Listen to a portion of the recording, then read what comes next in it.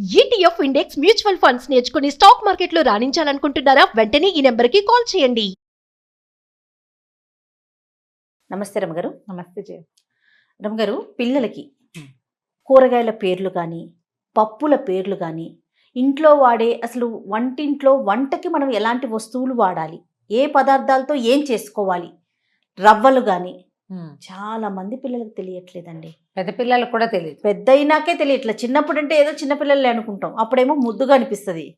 పెద్ద అయిన తర్వాత అప్పుడు వేరే ప్లేసెస్కి వెళ్ళాల్సిన పరిస్థితి వస్తుంది, ఇంట్లోనే ఉండట్లేదు కదా, వాళ్ళంతటా వాళ్ళు వండుకొని తినాల్సి వస్తుంది, లేదా అబ్రాడ్ వెళ్తున్నారు. ఎంత అవస్థపడిపోతారో తెలుసండి. చిన్నప్పుడేమో చాలా ముద్దుగా ఉంటుంది, అబ్బా మా పిల్లలకు అసలు ఏమీ తెలియదని గొప్పగా కూడా చెప్పుకునే తల్లులు ఉన్నారండి. ఈ రవ్వకి ఆ రవ్వకి తేడా తెలియదు, ఈ కూరగాయ పేర్లు కూడా తెలియని పిల్లలు ఉన్నారండి. అంటే తెలియకపోవటం కాదు చేయాలి, తెలుసుకోకపోవడమా, తెలియజేయకపోవటం. అంటే ఇప్పుడు పిల్లలకి 1వ సంవత్సరం 2వ సంవత్సరం నుంచి ఆల్ వెజిటబుల్స్, ఆల్ ఫ్రూట్స్ ఈ పేర్లు చెప్పేస్తాం. అవన్నీ తెలుసు, వాళ్ళు షేపులు గీపులు సమస్తం నేర్చేసుకుంటారు. అక్కడి నుంచి కొంచెం 3వ క్లాస్ 4వ క్లాస్కి వచ్చేసరికి పల్సెస్, పప్పులు, కూరగాయలు వేరు, ధాన్యాలు వేరు, చిరుధాన్యాలు వేరు, అవన్నీ సైన్స్ పాఠాల్లో ఉంటాయి. తెలియకపోవటం కాదు, అప్లికేషన్ లేకపోవటం, చూడకపోవటం, ఇళ్లలో చేసే పని మీద వాళ్ళ దృష్టి పెట్టకపోవటం, పైగా తెలుగు పేర్లు ఇంగ్లీష్ పేర్లు సరిగ్గా డిఫరెన్షియేట్ చేసి చెప్పకపోవటం. లేడీస్ ఫింగర్ కర్రీ లేదా కూర అన్నమాట మాడడం మానేసాం. రైసు కర్రీస్ తెచ్చుకుంటాను, కర్రీ పాయింట్ నుంచి రైస్ పెట్టుకుంటాను. అన్నం వండుకుంటాము, కూరలు తెచ్చుకుంటాము, అన్నం మానేశారు. కొన్ని రోజులకి అసలు ఈ పదాలు మర్చిపోతారు. వాటర్ ఇవ్వాలి, వాటర్ ఇవ్వండి, వాటర్ మంచినీళ్ళు అన్న మాటలు మానేసాం. మనం భాషని పూర్తిగా మార్చేసుకున్నాం. ఒకటి భాష కోల్పోతున్నాం, రెండోది భావాల సంగతి సరే ఇంకా చెప్పనవసరం లేదు, చెప్పక్కర్లేదు. పైగా ఉప్మా ఏ రవ్వతో చేయాలి, ఇడ్లీ ఏ రవ్వతో చేయాలి, ఇడ్లీ తింటాం, అందులో వాడే పప్పులు ఏమిటి, ఆ పప్పు ఆ రవ్వ వాళ్ళకి తెలియకపోవటం అన్నమాట నేను ఒప్పుకోను. అసలు తెలుసు, 100% తెలుసు. ఆ మినపప్పు, మినప చెట్లు, మినప మొక్కలు, మినపకాయలు ఎలా వస్తాయి అవన్నీ సైన్స్ పాఠాల్లో ఉంటాయి ప్రతి వాళ్ళకిను. కానీ ప్రాక్టికల్గా చూడరు. పైగా పల్సెస్ అన్ని అంటించుకురండి, అవన్నీ ప్రాజెక్ట్ వర్క్స్ ఎన్ని చేస్తారో, కానీ మనం తినేది ఇది సేము అనే ధ్యాస ఉండదు. ఎట్లా రమ్మగారు, ఎక్కడ జరుగుతోంది తేడా? తల్లులు మనం ఇంట్లో ఉన్నప్పుడు పిల్లల్ని కింగు క్వీను వాళ్ళ లెవెల్లో చూడకూడదు. రేపొద్దున వాళ్ళు చేసుకోవాలి. వంటింట్లలోకి రానివ్వకుండా, వాళ్ళకి ఏ వ్యవహారము తెలియకుండా, ఏదైనా చేసి పెట్టి కరెక్ట్గా తినే వాళ్ళకి మాత్రమే పిలిచి, అట్లా కాకుండా ప్రాక్టికల్గా పిల్లల్ని మనతో పాటు ఉంచుకుంటే ఎలా ఆలోచిస్తారంటే, నేను కొంతమందిని చూశాను, ఇది చదువుకునే వయసు, చదువుకో, రేపొద్దున పెళ్ళయ్యాక ఎట్లాగో చేయాలి కదా, అప్పుడు నేర్చుకుందు కానీ ఈ ధోరణి చాలా మంది తల్లుల్లో ఉంటుంది. అంటే ఓన్లీ చదువుకోవటమే చేస్తున్నారా మన పిల్లలు? చేస్తున్నారా? లేదు కదా. ఎన్ని పనులు, ఎన్ని ఫ్యాషన్లు, ఎన్ని వ్యవహారాలు, మేకప్లు, డ్రెస్సులు, హెయిర్ స్టైల్స్, గాడ్జెట్స్, ఎన్ని వ్యవహారాలు, ఫ్రెండ్స్ సర్కిల్, ఇవన్నీ చేసేటప్పుడు అన్నము తిండి వంట ముద్ద, అందులో ఇంట్లో పనుల విషయంకి మాత్రం అదొకటి గుర్తొస్తూ ఉంటుంది.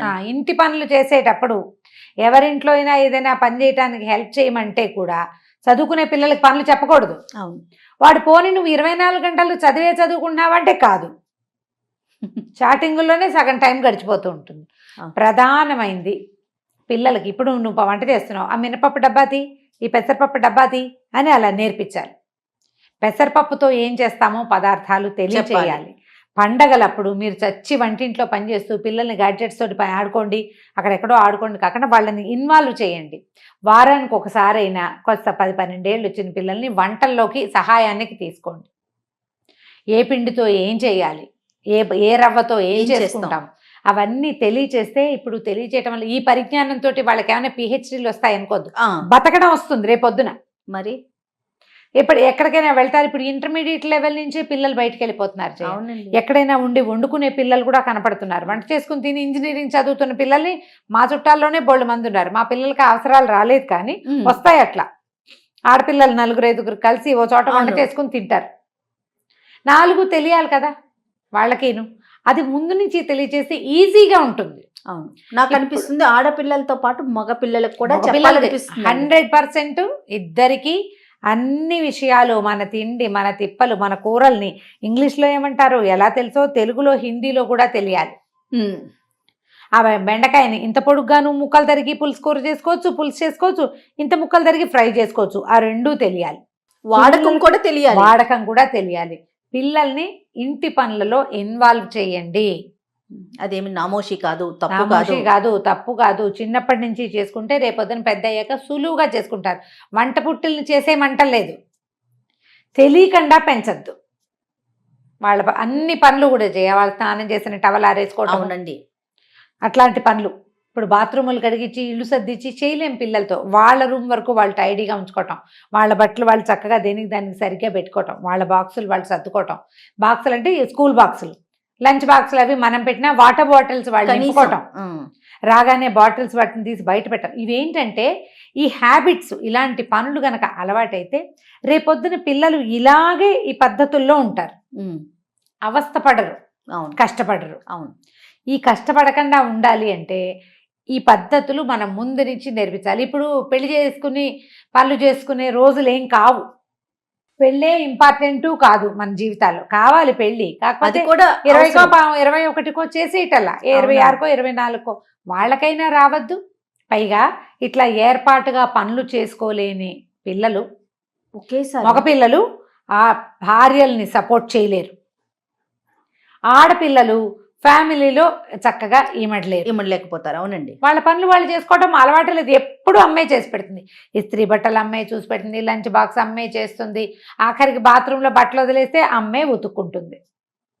పిల్లలకి ఎలాంటి పనులు నేర్పించవచ్చు అంటే జయ, అండర్ గార్మెంట్స్ జాడిచ్చి ఆరేసుకోవటం, ఖచ్చితంగా టవల్ ఆరేయటం రోజు చేయాలి. 10-12 ఏళ్ళు వస్తే పిల్లలు బట్టల మీదే నీళ్ళు పోసుకుంటారు, అండర్వేర్లు ఉంచుకుని నీళ్ళు పోసుకుంటారు. అవునండి. దాన్ని ఉతుక్కోవటం, బాత్రూంలో ఒక రిన్ సోపు ఏదైనా ఒక బట్టలు పెట్టడం, పిండేసి ఆరేసుకోవాలి.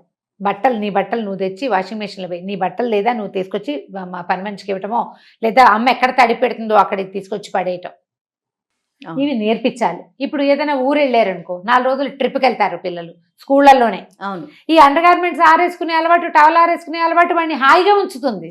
అక్కడ ఎంబ్రేసింగ్ సిచ్యువేషన్స్ ఉండవు పిల్లలకి. అవునండి, అవును కదా, అబ్బాయికైనా అమ్మాయికైనా.